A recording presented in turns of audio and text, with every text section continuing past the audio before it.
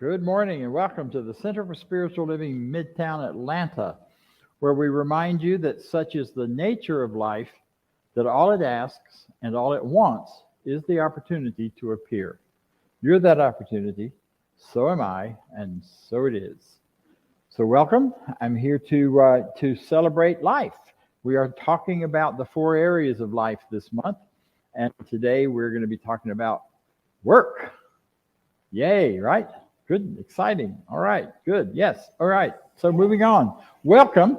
If you're here for the first time or if you're watching us for the first time, we give you a special welcome and let you know that wherever you are, whoever you are, whatever you are, however you understand yourself, however you name yourself, whatever communities you're part of, how any of that works, we celebrate you. We believe in you. We believe in your ability to grow, your ability to change into that which you wish to be, your ability to just enjoy life. It's the great gift. It's the one thing we've all been given equally, all across the board, and therefore it's what we celebrate. We're here for that on Sunday mornings. Now, there are some challenges for many of us about life and living life, and for some time, one of the things this teaching does, or one of the things we do here, is offer ideas and practices and processes for taking your life to another level, to a better expression, to a greater freedom in one of the 4 or 5 areas of life that is going on, in whatever area you're doing that. So I want to tell you a little more about who we are, but instead of me doing it, I want our practitioners and board to do that. So let's hear about the Declaration of Principle.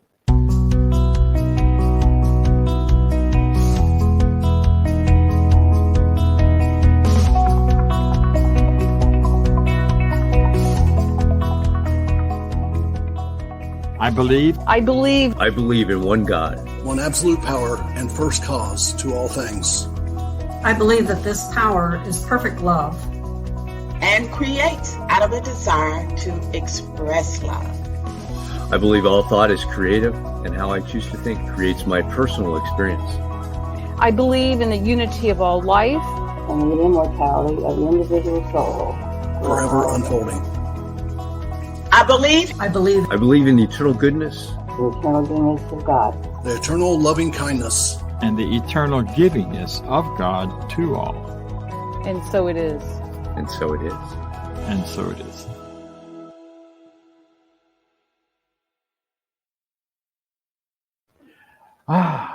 So that's just a little bite of our Declaration of Principle, a small part of a longer document that Ernest Holmes, our founder, put together just before a radio show way back in the day. I don't know what year.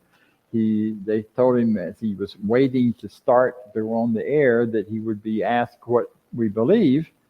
And he sat down and jotted down these basic principles that are the core of this teaching. Now, they've been edited some and changed some, and we have attempted at times to change the pronouns so that it's clear that it's inclusive of everyone, even if it says he a lot. It's not intended to exclude or be in any way limiting. So that's a bit of what we believe, and you can find out more on our website, cslmidtown.org. You can also find out more by simply showing up here in person, bumping elbows with people. We do a lot of elbow hugs around here. We also do real hugs for those who are comfortable with it. So if you're interested in getting with some people who are on the same or a similar mindset and a similar path of growth, this is a place to do it. So we invite you to come and to join us here. Right now, I want to talk a minute about a practitioner. I said some of those folks were practitioners. Practitioners are folks who are really trained in this teaching, in the teaching of the science of mind. And in their training, they learn how to accomplish things in their lives that are in accordance with what they desire, to bring greater health, greater prosperity, greater freedom of all kinds into their personal experiences. And they also learn how to do that work for and with other people. And that's why we license them. That's why our international organization licenses them and says these folks have proven that they know how to do this for themselves and other people.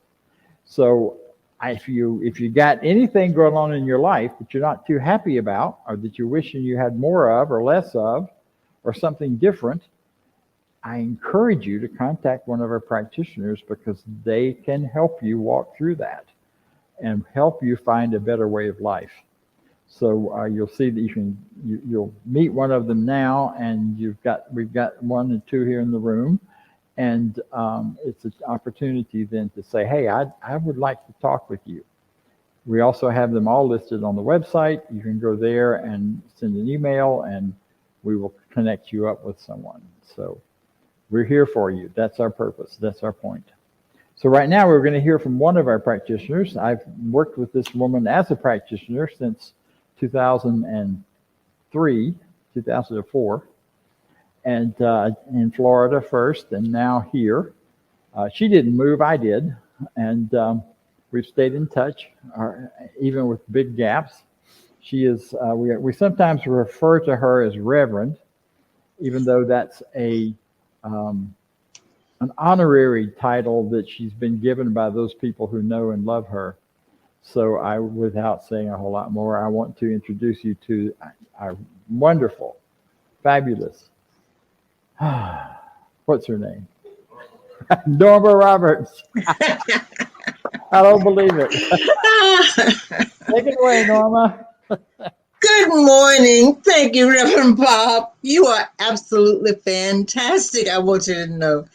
I want to say good morning to all of you there. It is a good morning. It really is, because we are here. But in preparation for this session today, I read several articles and a chapter or two in several books to answer my question that I had in mind. And this question was, what is work? My summary of all that I read is that work is really our means of self-expression. It is really our divine design. We all have it some way or another. Sometimes the work we're doing is not really satisfying. It's because we really have not tapped into that divine design that is within us.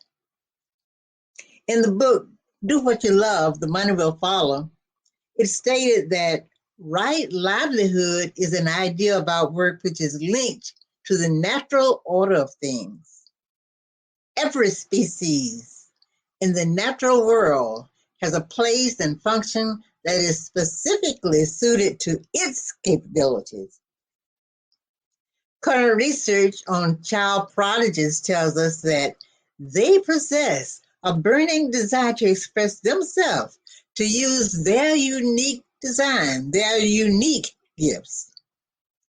In a similar fashion, each of us, no matter how ordinary we may consider our talents, we want and need to use them. Right livelihood is the natural expression of this need. I'm sort of reminded of a conversation I had recently with a friend who was talking so lovingly about her grandson. She said when he was around 2 years old, he loved to go to her kitchen cabinets and pull out pots and pans and beat on them with his hands. She finally gave him a wooden spoon to use. And today, she said, at the age of 30, he earns money singing and beating drums. Ernest Holmes says, God, the supreme intelligence, has hidden within each of us the very essence of his own being, and let us alone to discover ourselves. How can you possibly account for those inner strivings you have? The inward feeling that stirs within you, unless it is an echo of some deep wishing to reveal itself. Florence Scovel-Shinn says, there is for each man perfect self-expression. There's a place which he is to fill and no one else can fill. Something he is to do which no one else can do. It is his destiny It's determined that we should treat or pray for ourselves in this manner.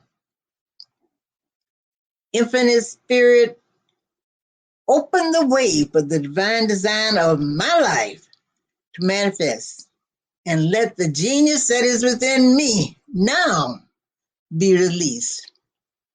Let me see clearly the perfect plan for my life. That is your demonstration, because God wants you to reveal yourself. And now I invite you to just settle down and take a deep breath and join me in our morning prayer treatment. I've incorporated a part of Ernest Holmes' meditation in this treatment, but I invite you to open your heart and accept as much of this treatment as resonates with you as I speak in the first person.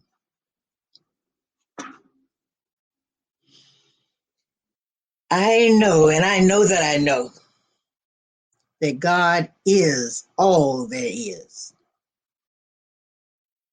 It is the very essence of everything seen and unseen. It created me out of itself to express that it is. I have a clear knowledge of who I am and what my purpose on this planet is. My mind is now free and clear from anything that would seem to contradict the unlimited truth that I have limitless potential. Because my nature is one with divine nature, I am free from any confusion or doubt. Any and all our ideas of any nature that tends to obstruct my good, my self-expression, my perfect demonstration is right now uprooted, totally eliminated, and permanently eradicated from consciousness. Believing that I am an individual in God and a divine person in my own right, I know that I have within me all the skills and knowledge to deliver in my work experience. I expect new ideas and new ways of doing things to stimulate my imagination in action. I now experience new and greater expressions of perfect health, exceedingly abundant wealth, creative self-expression that reveals my divine design, and joyous personal relationships with everyone. I give thanks for a greater degree of clarity in all of my thinking. And I accept an even greater capacity to see and know truth directly and instantaneously. All that I perceive is God in action. And I now release this word into a law of mind that cannot return to me void, but must accomplish that to where it is sent. I relax, I let go, I let God be God, and so it is.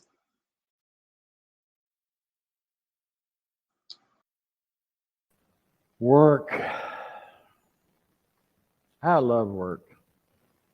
I could watch it all day long. I had some wonderful people show up at my apartment at my bidding yesterday, and day before yesterday, they cleaned it from one end to the other. They did the floors, they cleaned the bath.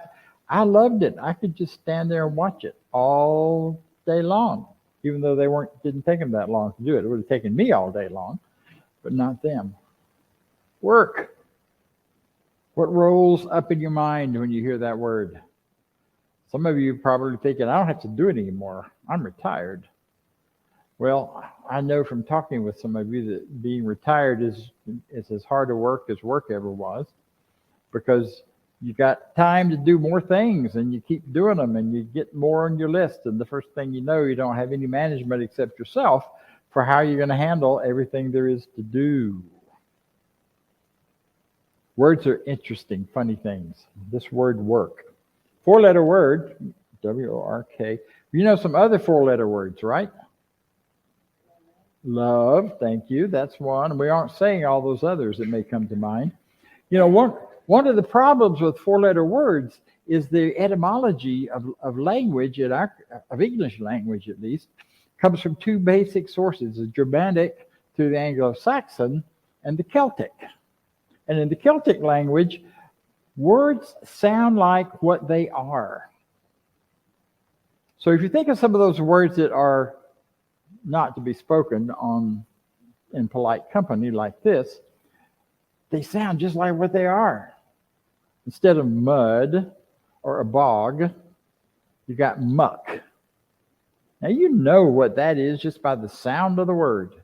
You don't have to have a better idea of it. You don't have to explain it to anybody. When I was a kid, we used to, in the seasons in Florida, when it would be drier, we'd go out to the lake beds and we'd gather up muck, which is just mud, and dry it out off the bottom of the lake and bring it home and put it in my grandma's garden, or sell it to people if they were too lazy to go get their own. So you know, muck. Well, work falls into a little of that sense that some people, it's a dirty word. So we come up with, in this teaching, a better idea, and that better idea is it is your spiritually guided creative expression. I like that better than work, because for me, for many of us, thinking about work is a really tough thing. Think about when you wake up in the morning, you're headed off to work. You have to go to work, and your life is defined by your work. You spend 8 hours at least. Nowadays, I think the average is more like 10 or 12 hours in our jobs, and we work, we put out effort, and that carries all these wonderful ideas, but it also carries some other ideas that aren't so wonderful, perhaps.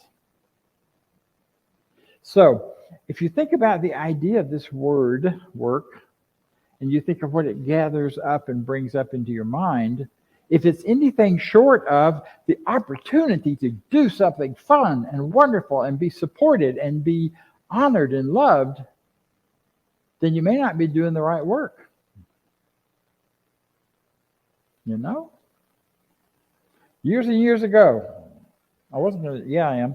Years and years ago, I first heard somebody say, if you hate your job, if you hate your work, you're not doing yourself or anybody else any good by doing it.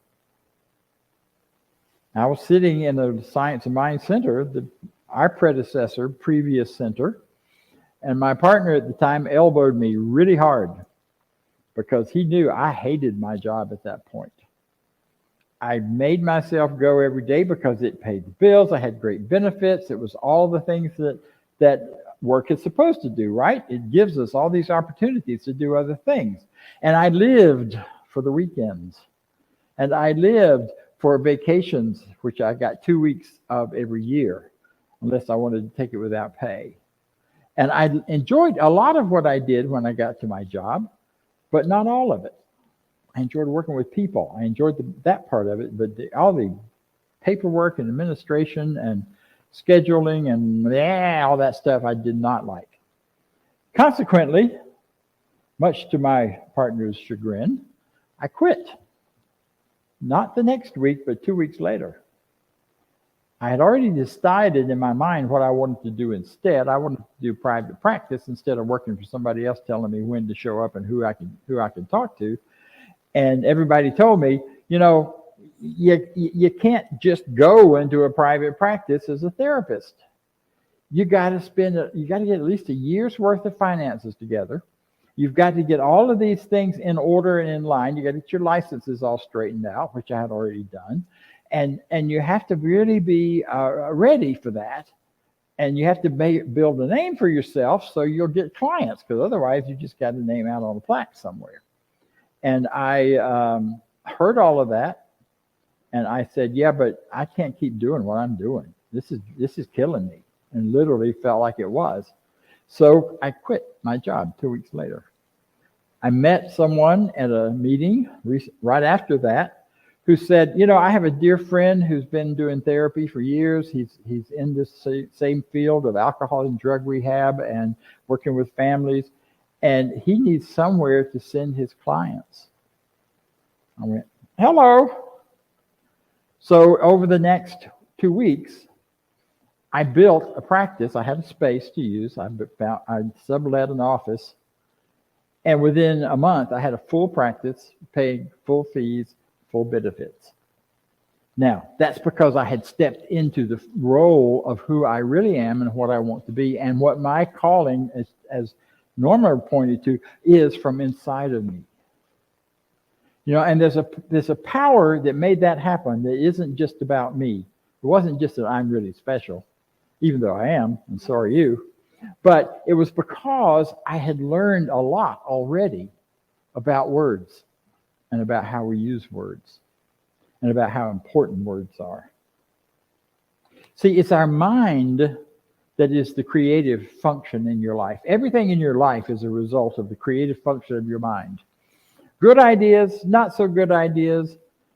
Wonderful, I'm going this direction. Not so wonderful, I can't help it. I got to go this direction because whatever closing down and impressed upon us by something else that we don't know we have the freedom to say no to, often lead us down other roads. But the mind is creative, but a thought that the mind creates is the action that you take. It's the first step in an action, is to have a thought. Now, you know what it feels like to be joyful. You know what it feels like to be supported. You know what it feels like to be honored and welcomed and treasured. Imagine that in your work. And the thought becomes,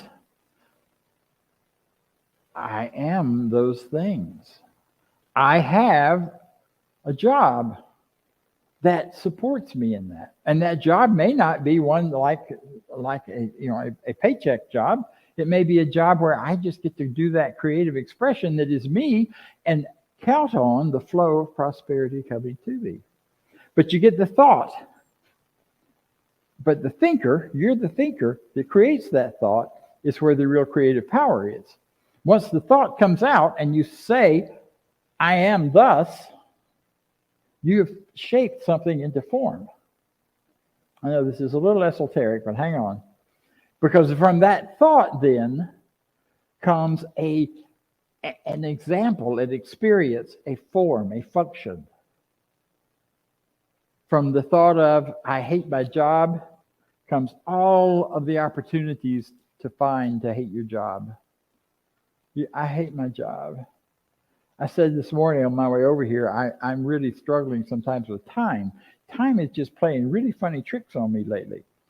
And I said I would be on time if I didn't fall into a vortex of some sort that would distract me and get my attention. Well, I said all of that, and it was kind of funny, and Jake and I were joking about it. And then I'm sitting here, and just as we're starting, the clock falls over and falls off, and the battery falls out of it. So we don't know what time it is. Well, I do now because, thank you, Lee fixed it. All it takes is a thought. And these things that happen to us are the result of those thoughts. We create these things. And sometimes the word work can be such a hidden truth, such a hidden reality. You have to look behind it and into it deeper to see what is the creative process there. I talk about doing spiritual work all the time. Well, believe me, that is not hard work. That is not work in the sense of something that I dread doing, something that costs me a lot, something that takes a lot away from my life or my time or anything else. It is the thing that brings me such great joy. To read, to meditate, to do affirmations and watch them unfold. That's exciting stuff. To set a goal and see it as not just a goal out there somewhere, but a goal that I am going to grow into becoming. And then watch and see how that works. And I'm usually surprised as heck by it. Almost said another 4-letter word. I'm surprised because the way to get to that may be very different than anyone ever imagined. I once said about when we were still at the academy and we were shrinking in size and things were getting difficult financially, man, it would be so nice to have kind of a retreat place where we could just go be together, enjoy the retreat, enjoy the sense of presence and camaraderie and community that comes. And here we are. Now, I'm not saying I did that. COVID had a lot to do with that. It wasn't just Bob. But Bob's part in it was manifesting this space, which several people in our community kept saying to me when we were first started looking for another space, you ought to go look at this. You ought to go look at this. And I thought, I'd heard it was too rustic, and so I wouldn't do it. And once I saw it, I fell in love immediately. This is a beautiful location, beautiful place to be, in the woods, no less. I love the woods. So I'm knowing then, when I think about work, that there are 2 basic tracks I can go down. You know, we talk about our train of thought. You get that first thought going, and then it builds and it attracts more thoughts that match it. So you have a thought and a train of thought. Well, the train of thought is what I'm really kind of after today, because once you think about work, what's the starting point and what is the imagined ending point? Where is your train of thought going to take you? Is it taking you to a place of suffering and pain and sorrow for 25 years until you can retire? Or is it taking you, once you're retired, down a path of to the train station that says there's nothing more for you. You should just sit here and watch television and get old. That one pulls on me sometimes, because I do love to watch movies and things on television, but that ain't where I want to live. And that's not the train station I want my thought to take me to. Instead, I want my thought to take me to greater and greater living, more broader knowledge and experience of what it means to be alive, of what it means to be fully embracing life and letting it embrace me and take me to the grand new adventures. I have a bucket list of places to go. I don't have time to get old. I don't have time to get slowed down. I've got too many places to go, too many things to do, too many things I want to do. So you get to decide what train of thought are you going to create, because it's all about you being the creator. And if you create this, and you know, we get into these habits of thought. Once we get them started, sometimes they just become habits, and you just don't even sometimes realize what you're doing until something happens. And surprise, oh, that's what I've been doing and thinking. Well, no wonder. Yeah, so you can lead that path down to frustration and agitation, or you can lead the path on over to greater goodness, greater freedom, greater joy. And for work, I do believe that since anything I'm going to spend the majority of my waking hours doing had better be something that I find joy in, something that values and honors my gifts, whatever those are, however I'm bringing it forward. It needs to be something that is going to allow me the freedom to share the love that I feel for people, for events or things. It's got to be a place where I can be of service to myself as well as to you and others. After I'd gotten into that private practice and been doing it for a while, I was on vacation, on one of those 2-week vacations. Went to the beach, and it was so much fun. I got to plan my day, my schedule. I got to decide what to eat. I didn't have to answer to anything or anybody. And man, it was wonderful. I loved it. Spent about 2 weeks doing that. And I came back and declared, I am going to live from this day forth as if I were on vacation. And I double dog dare you all to try that, whatever your life is right now. Because on vacation is where I felt free. I got enough rest. I took care of my body. I had time to do that. I got my priorities straight about what mattered to me.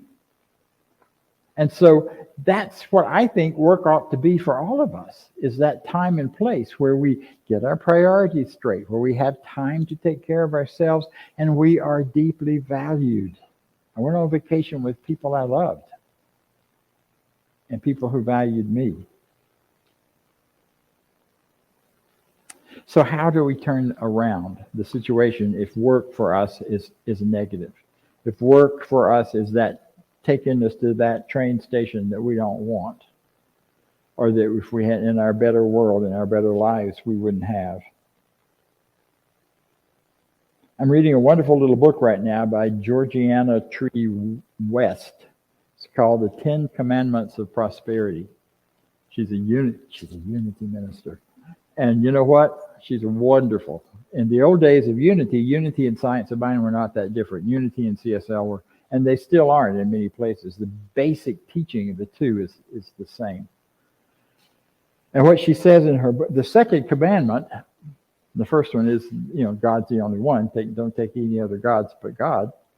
The second one is the one about making graven images. And her version of it is, you shall make no mental images of lack. Make no mental images of lack, including where your work is concerned. And especially there, since you spend most of your day doing it. And again, this is whether you're retired or you're on a paycheck. It's the same thing. So the first step is to decide what we're not going to do. Ernest Holmes taught, when he taught about treatment, was that sometimes you have to deny before you affirm. You have to figure out what you say no to, and when you get clear about what that no is, then you know exactly what the opposite is, exactly where you're going to go next, or what the next better idea is. So, thou shalt not make mental images of lack.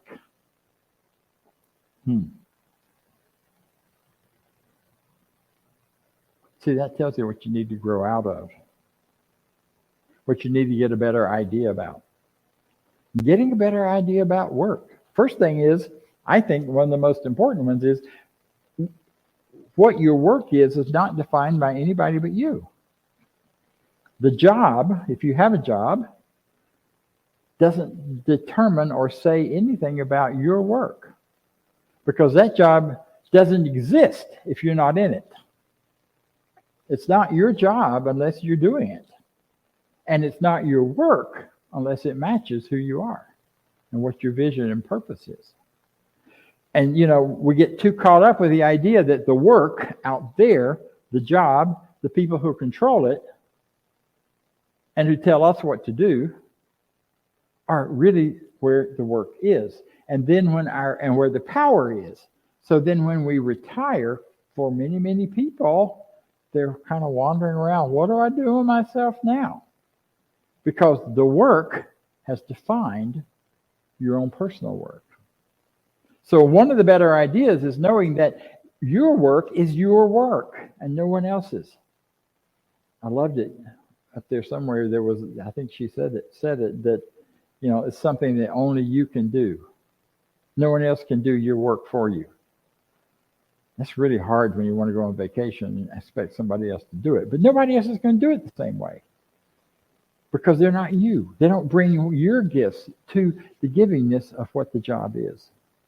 Another great idea with this, what we need to change is instead of thinking about what am I going to get from my job, because if the only reason you're working is for a paycheck, that ain't going to be very satisfying in the long run. What can I give instead? What can I give more? If you hate your job, you know how to get out of it, right? Other than do like I did and just quit. If you decide you need to really be there and you can't stop it, then instead start becoming more than your job is. Start growing. Start putting more of yourself into it, more of your love into it, more of your life into it. Now, in the book Power of Decision, or not Power of Decision, You Are the Power by Kennedy Schultz, he goes into a lot of detail about that. I'm not going to do that here because you can read. If you want to read it, you can get it on Amazon. Just one little section on how to deal with work. And he was great about in that section because in his life prior to being a religious science minister, he trained and taught people in rehab. He was a rehab person who did rehab for people's jobs and work and career. So he got a real clear picture of that. I'm not going to just spout it to you here. But I am going to suggest that in building this new idea, this new way to come at work, whether it's your retirement work, I mean, sometimes I'm not really retired, but when I feel like I am, my question in the morning, or when I'm not sure what to do this day, because I still structure my own time all the time, what is mine to do today? Simple question. And so I journal and write about that. And it isn't so much what I was mine to do, but what do I want and require that I feel and experience today? I want to feel and experience love. I want to feel and experience value. I want to feel and experience excitement and energy and joy.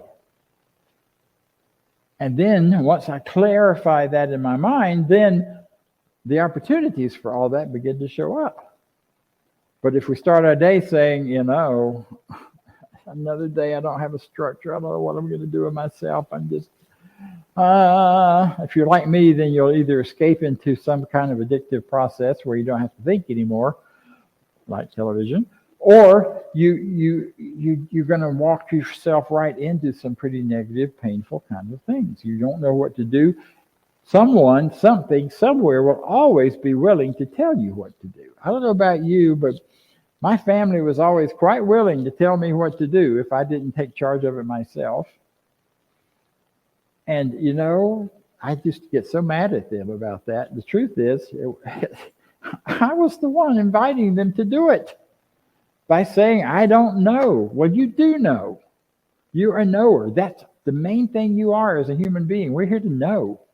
You're a knower, so you know that you know. And all you have to do is start there. I know that I know. And if you don't have a clue yet, something in me knows and will reveal to me at the exact time that I need it what is mine to do, what is mine to be. Yeah. So start with who you are. Who am I? And where am I? I am a knower.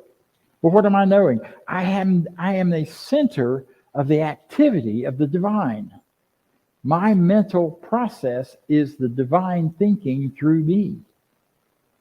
Stand there first. Declare that first. And let that really sink in. I am.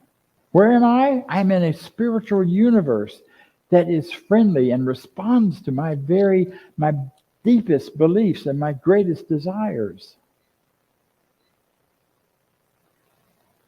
Yeah. And then, what is my true purpose today? Maybe not for the rest of your life, but for today. Some days my true purpose is mostly about loving on my grandkids. And that's a pretty cool thing. Giving them a ride to school. Taking care of certain needs that show up that I can do. And there's so much joy in that. What is my true purpose? I'm here to love. I'm here to give. I'm here. Of course, you have to answer that for yourself. And what if anything is stopping me or getting in the way? Is there in this great train of thought that I'm on, is there a sidetrack that wants to pull me off? A friend of mine used to say that, the road to success is lined with many, many very appealing parking places and overlooks. If you've ever driven out through the mountains, you know how tempting it is to stop at every one and look. There's so many sidetracks. When I was in college, I was hitchhiking across country with an intention of getting home by a certain time. And I was picked up by some young guys close to my age, and their goal was to stop at every bar before they got to where they were going. Well, about the third bar, when I realized just how drunk they were getting, I jumped out in front of the road and someone else picked me up right away. So I that was back in the days when you could hitchhike. Don't try this at home, people, please. Not now. I wore my roommate's football jacket, and so everybody thought I was clean cut and safe for some reason. So, but wherever those side roads are, you've got to have the discipline to know better. And the discipline is to step out of any belief that circumstances control you. No circumstances control you. You have power and freedom and the ability to choose and to set those choices in motion with your beliefs and your thoughts and to have them moving forward. See, and then you don't have to make all that happen. You don't have to figure out how to make anything happen. The only thing you have to make happen is getting the idea and getting very clear about it, and then allowing the infinite to bubble up through you and out into the world and to bring about these things. And we're running out of time here, so I want to leave you with one story. Guy was walking around somewhere in Europe and came upon a place where looked like they were building something big. And he walks up to this person standing out front and says, what are you doing? Oh, I'm cutting these stones. I've got to cut these stones. If I don't get them all cut and get them exactly the right size and in the right place, my supervisor is going to be all over me, and I may not even get paid. Wow. So he went to the next person and said, so what are you doing? Oh, I'm a craftsman. I am a major craftsman. I'm making these stones so they all fit together and they're in perfect order, and I'm perfecting my craft, and my craft is being great. Okay, good. And then he sees another person over standing kind of aback from everybody, and he walks over to that person and says, so what are you doing? I'm building a cathedral. That's the consciousness we need to develop. I'm building a cathedral. And yes, all those other pieces go into it, but building the cathedral is my role and my place and my part, and it's your part in your life as well. Take this home with you. Do it, because you're wonderful. So am I. So it is. And now Vance. Thank you. Thank you. Thank you, Dr. Bob. Work can be wonderful. And out of that, we have prosperity, and flowing in prosperity is what I'm going to talk about. So to give online, you go to cslmidtown.org and click the donate button, or click the QR code that's up on the screen. And in that, let's do our affirmation of prosperity. I live in a universe of abundance. As I freely and joyfully give, I join in the divine flow. And all that I share with life returns to me multiplied abundantly. And so it is. And if you're here in person, there's a basket in the back to give donations if you want to do that in person as well. If you are online, or you're in the room and you're not online right now, go online, like our YouTube channel so we can increase the people that are watching that. Because that's the one way we get out into the world for not being in person, but here. And the same thing on our Facebook channel. Mm-hmm. And next Sunday, I will say this, is our anniversary. It's our 11th anniversary. 2 weeks. 2 weeks. 2 weeks, the 5th. The 5th, right? My mind and the calendar are just not lined up. The 5th. It's that time thing. So it's a potluck. Yeah. It's coming up. I was ahead in my schedule. So anyway, that's coming up. So join us here live in person. We're going to do a potluck that Sunday. And we'd love to see every single one of you and you here. So with that, I'm going to turn it back to Dr. Bob. All right. Thank you. And thank you, Vance. Next week, however, we have a nice surprise. Reverend Cynthia Paulson will be here as your speaker. I will be on a train somewhere by that time, hopefully in Alabama, taking a train down to New Orleans for the after Mardi Gras party. I don't go for Mardi Gras. It's too wild and crazy for me anymore. I used to, but not now. Now I go after Mardi Gras and visit my sister and do some fun things. So I have a break next week. It's my Sunday off from here.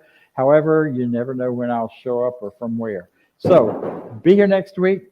The talk title is all about prosperity. So it kind of builds on what I started today. She'll be here to do that. So thank you for that, and join me now in our closing.